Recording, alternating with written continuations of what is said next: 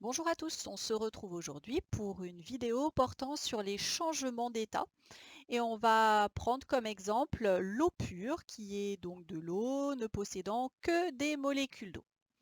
Alors on rappelle, rappel de sixième, que l'eau peut se trouver sous trois états physiques différents, l'état solide, l'état liquide et l'état gazeux. Qu'il est tout à fait possible de passer d'un état à un autre. C'est ce que l'on appelle les changements d'état. Alors le nom des changements d'état est à connaître.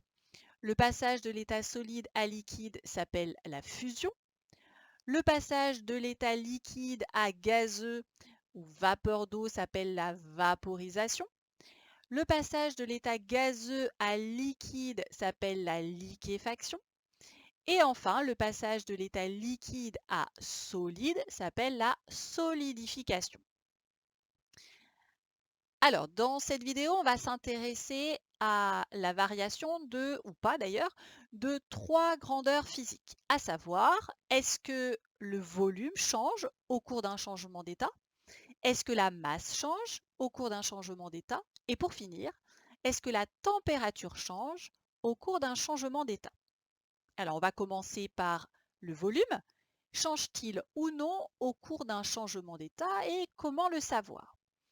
Alors, je vous propose l'expérience suivante qui a été réalisée dans un récipient gradué. Il se trouve donc là, c'est une éprouvette graduée. On a placé de l'eau liquide à l'intérieur, 15 millilitres, et l'ensemble a été placé au congélateur. On a donc observé le passage de l'état liquide à l'état solide, c'est la solidification. Et on remarque à la fin que le niveau de l'eau n'est plus le même. On est passé de 15 millilitres à 17 millilitres. On peut donc conclure qu'au cours d'un changement d'état, le volume change. Alors là, c'est ce qui peut arriver du coup si on place une bouteille, alors en verre ou en plastique d'ailleurs, au congélateur. Étant donné que l'eau liquide va devenir solide et qu'elle va prendre davantage de place, on peut observer un éclatement du récipient. Alors, deuxième question à laquelle on va essayer de répondre, c'est est-ce que la masse change au cours d'un changement d'état? Alors, on va reprendre la même expérience que tout à l'heure. Notre éprouvette graduée, possédant 15 millilitres de liquide placée sur une balance, on mesure la masse de l'ensemble et on trouve 15 grammes. L'ensemble est placé au congélateur. On vérifie que le volume d'eau a bien varié. On pourrait donc imaginer que la masse est augmentée et pourtant, on voit que la balance affiche toujours la même valeur. Au cours d'un changement d'état, la masse ne change jamais et on explique cela parce que la quantité de matière reste la même. On n'a pas rajouté de l'eau entre-temps, nous n'en avons pas enlevé. Donc même si elle occupe une place plus grande, la masse est la même. Dernière question à laquelle on va répondre, c'est est-ce que la température va changer au cours d'un changement d'état? Et encore une fois, comment le savoir? Alors, je vous propose deux exemples de changement d'état. Le premier, c'est celui-ci, c'est la fusion de l'eau pure, donc le passage de l'état solide à l'état liquide. Donc, une expérience possible, c'est de prendre un récipient dans lequel on place de la glace pilée, donc de la glace, de l'eau pure solide à l'intérieur. On plonge un thermomètre à l'intérieur qui va nous permettre de mesurer la température au cours du temps. Et pour faire fondre notre glace, on place l'ensemble dans un bain-marie tiède. Le chronomètre est placé ici puisqu'il va nous permettre de mesurer la température à intervalles de temps réguliers. Et les différentes valeurs relevées vont pouvoir ensuite être placées dans un graphique. Alors le graphique, le voici, on va essayer de le regarder ensemble.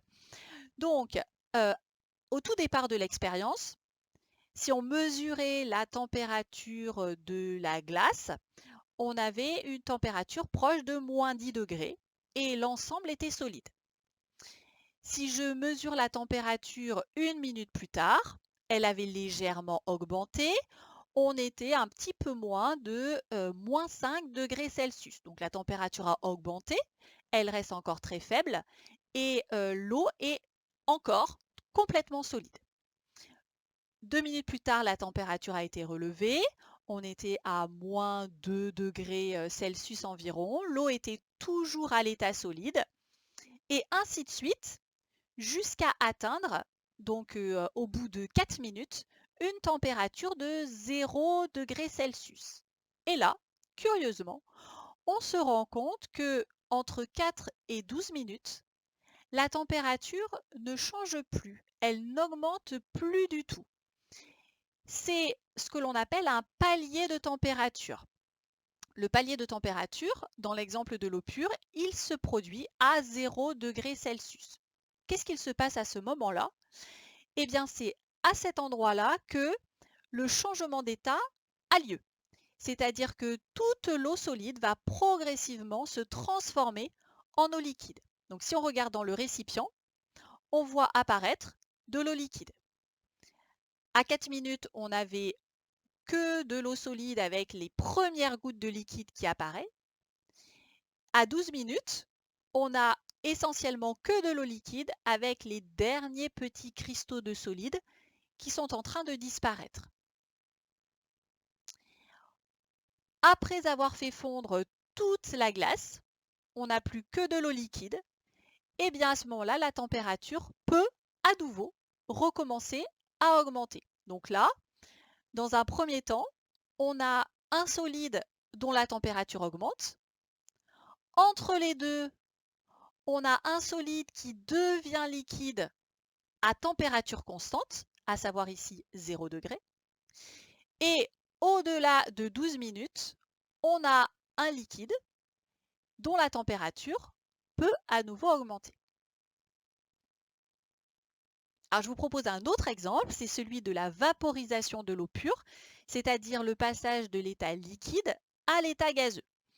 Donc, comme expérience, je vous propose de mettre dans un ballon de l'eau liquide, de plonger un thermomètre à l'intérieur, de chauffer grâce au chauffe-ballon l'eau liquide qui se trouve à l'intérieur, et le chronomètre à nouveau est là pour que l'on puisse prendre la température à intervalles de temps réguliers au cours du chauffage. Voici la courbe que l'on peut obtenir. Donc, à l'instant t égale 0, si on mesure la température de l'eau liquide, elle se trouve, alors on va dire à 16 degrés. On lance le système de chauffage et toutes les minutes, on relève la température. On a de l'eau liquide dont la température augmente progressivement. Et puis, on va arriver ici à un palier, à nouveau un palier de température qui se situe, dans le cas de l'eau pure, à 100 degrés. Et là, on se rend compte que entre 8 et 13-14 minutes, la température ne change plus et elle reste toujours à 100 degrés Celsius. C'est à ce moment-là que se produit la vaporisation. C'est-à-dire que tant qu'il y aura dans notre ballon de l'eau liquide, elle va se transformer petit à petit en vapeur d'eau. Alors pourquoi on a ici des pointillés? Tout simplement parce que selon la quantité d'eau liquide que l'on a placée au départ, ça va prendre plus ou moins de temps pour faire vaporiser toute l'eau, la faire transformer en vapeur d'eau. Le graphique s'arrête à partir du moment où nous n'avons plus d'eau liquide à l'intérieur. Donc, avec cette première vidéo, on a vu ce qu'il faut retenir dans le cas de l'eau pure. Dans les prochaines vidéos, on s'intéressera à ce qu'il se passe dans le cas des mélanges et puis dans le cas d'autres corps purs. On verra que des différences apparaissent. Je vous invite à regarder à nouveau la vidéo si des difficultés sont apparues et je vous dis à très bientôt.